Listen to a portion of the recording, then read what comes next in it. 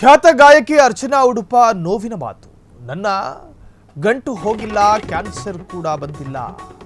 ಖ್ಯಾತ ಗಾಯಕಿ ಅರ್ಚನಾ ಉಡುಪ ನೋವಿನ ಮಾತನಾಡಿದ್ದಾರೆ. ನನ್ನ ಗಂಟು ಹೋಗಿಲ್ಲ, ಕ್ಯಾನ್ಸರ್ ಕೂಡ ಬಂದಿಲ್ಲ. ನನಗೇನೂ ಆಗಿಲ್ಲ, ನಾನು ಚೆನ್ನಾಗಿಯೇ ಇದ್ದೇನೆ. ನನ್ನ ಬಗ್ಗೆ ಯಾಕೆ ಸುಳ್ಳು ಸುದ್ದಿ ಹಬ್ಬಿಸ್ತೀರಿ? ನನ್ನ ಆರೋಗ್ಯದ ಬಗ್ಗೆ ಸುಳ್ಳು ವದಂತಿ ಹಬ್ಬಿಸಿದ್ದಾರೆ. ಇದು ನನಗೆ ನೋವು ತಂದಿದೆ ಎಂದ ಅರ್ಚನಾ ಉಡುಪ. ಕನ್ನಡದ ಸಾಕಷ್ಟು ಹಾಡುಗಳನ್ನು ಹಾಡಿರ್ತಕ್ಕಂತಹ ಖ್ಯಾತ ಹಾಡುಗಾರ್ತಿ. ಸುಳ್ಳು ಸುದ್ದಿ ಹಬ್ಬಿಸಬೇಡಿ, ನಾನು ಹಾಡಲು ಶಕ್ತಳಿದ್ದೇನೆ. ಸುಳ್ಳು ಸುದ್ದಿಗೆ ನೊಂದು ಕೈ ಮುಗಿದ ಖ್ಯಾತ ಗಾಯಕಿ ಅರ್ಚನಾ ಉಡುಪ. ಖ್ಯಾತ ಗಾಯಕಿ ಅರ್ಚನಾ ಉಡುಪ ನೋವಿನ ಮಾತು, ಸಂಕಟಮಯ ಮಾತು. ನನ್ನ ಗಂಟು ಹೋಗಿಲ್ಲ, ಆಕೆಗೆ ಕ್ಯಾನ್ಸರ್ ಎಂದು ವದಂತಿ ಹಬ್ಬಿತ್ತು.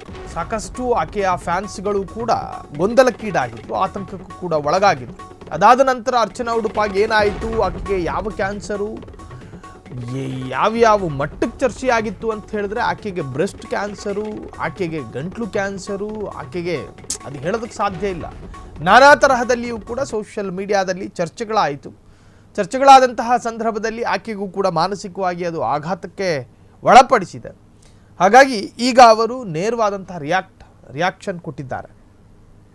ಹಾಗಾದರೆ ಅರ್ಚನಾ ಉಡುಪ ಈ ಬಗ್ಗೆ ಏನು ಮಾತನಾಡಿದ್ದಾರೆ, ಅವರ ಸಂಕಟಮಯ ನೋವಿನ ಮಾತನ್ನೊಂದ್ಸತಿ ನೋಡ್ಕೊಂಡು ಬರೋಣ. ಎಲ್ಲರಿಗೂ ನಮಸ್ಕಾರ. ನಾನಿವತ್ತು ನಿಮ್ ಜೊತೆ ಎರಡು ಅತಿ ಮುಖ್ಯವಾದ ವಿಷಯಗಳು, ನನ್ನನ್ನು ತುಂಬಾ ದಿವಸದಿಂದ ಕಾಡ್ತಾ ಇದ್ದಂತಹ ಎರಡು ವಿಷಯಗಳನ್ನ ನಿಮ್ ಜೊತೆ ಹಂಚ್ಕೋಬೇಕು ಅಂತ ಈ ವಿಡಿಯೋ ಮಾಡ್ತಾ ಇದ್ದೀನಿ. ಈ ವಿಡಿಯೋ ಮಾಡ್ಬೇಕೋ ಬೇಡವೋ, ಇದರಿಂದ ಏನಾದ್ರೂ ಉಪಯೋಗ ಆಗತ್ತೋ ಇಲ್ವೋ ಅಂತ ಒಂದು ಡೌಟ್ ಇತ್ತು ಮನಸ್ಸಲ್ಲಿ. ಆದ್ರೆ ಇದರ ಕಿರಿಕಿರಿ ಬರ್ತಾ ಬರ್ತಾ ತುಂಬಾ ಜಾಸ್ತಿ ಆಗ್ತಿರೋದ್ರಿಂದ ಇದನ್ನ ಹಂಚ್ಕೊಂಡ್ಲೇಬೇಕು ನಿಮ್ ಜೊತೆ ಅಂತ ಅನ್ಕೊಂಡೆ. ಮೊದಲನೇದೇನಪ್ಪಾ ಅಂತಂದ್ರೆ, ಒಂದು 3-4 ವರ್ಷದ ಹಿಂದೆ ಒಂದು ಇಂಟರ್ವ್ಯೂ ಕೊಟ್ಟಿದ್ದೆ. ಆ ಇಂಟರ್ವ್ಯೂನೇ ಹಳೇದು.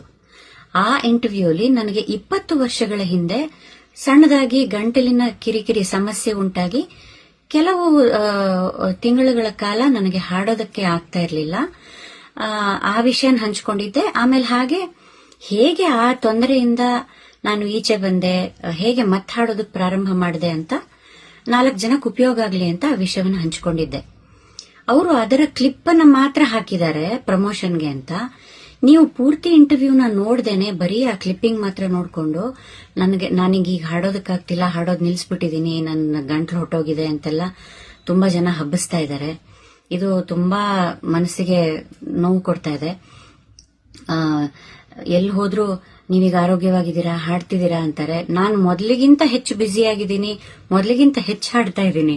ಹಾಗಾಗಿ ಇದೊಂದು ವಿಷಯ. ಇನ್ನೊಂದು ತುಂಬಾ ಮುಖ್ಯವಾದ ವಿಷಯ ಅಂದ್ರೆ ಈ ಶಾರ್ಟ್ ಹೇರ್ ಕಟ್ ನಾನು ಯಾಕೆ ಮಾಡ್ಸಿರೋದು ಅಂದ್ರೆ, ನಾನೊಂದು ಹೊಸ ಸೀರಿಯಲ್ ಅಲ್ಲಿ ಒಂದು ಪಾತ್ರ ಒಪ್ಕೊಂಡು ಆ ಚಾನೆಲ್ ಅವರು ಆ ಪಾತ್ರಕ್ಕೆ ಇದೇ ರೀತಿಯ ಶಾರ್ಟ್ ಹೇರ್ ಕಟ್ ಮಾಡಿಸ್ಬೇಕು ಅಂತ ಕೇಳಿರೋದ್ರಿಂದ ನಾನು ಮಾಡಿಸ್ಕೋಬೇಕಾಯ್ತು.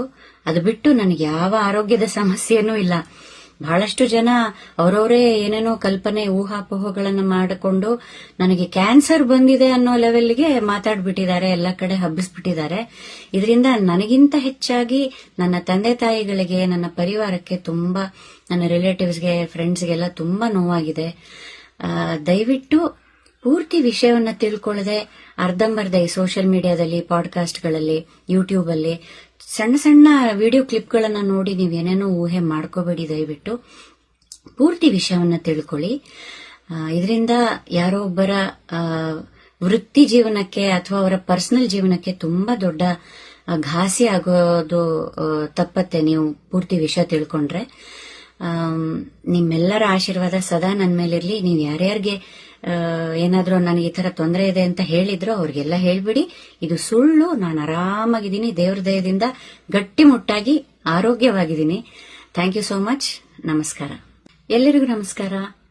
ನಾನಿವತ್ತು ನಿಮ್ ಜೊತೆ ಎರಡು ಅತಿ ಮುಖ್ಯವಾದ ವಿಷಯಗಳು, ನನ್ನನ್ನು ತುಂಬಾ ದಿವಸದಿಂದ ಕಾಡ್ತಾ ಇದ್ದ ಕ್ಷಣ ಕ್ಷಣದ ಸುದ್ದಿಗಳಿಗಾಗಿ ಫ್ರೀಡಂ ಟಿವಿ ಸಬ್ಸ್ಕ್ರೈಬ್ ಮಾಡಿ, ಲೈಕ್ ಮಾಡಿ ಹಾಗೂ ಫಾಲೋ ಮಾಡಿ. ಹೊಸ ಸುದ್ದಿಗಳ ನೋಟಿಫಿಕೇಶನ್ಗಾಗಿ ಬೆಲ್ ಐಕಾನ್ ಮೇಲೆ ಕ್ಲಿಕ್ ಮಾಡಿ.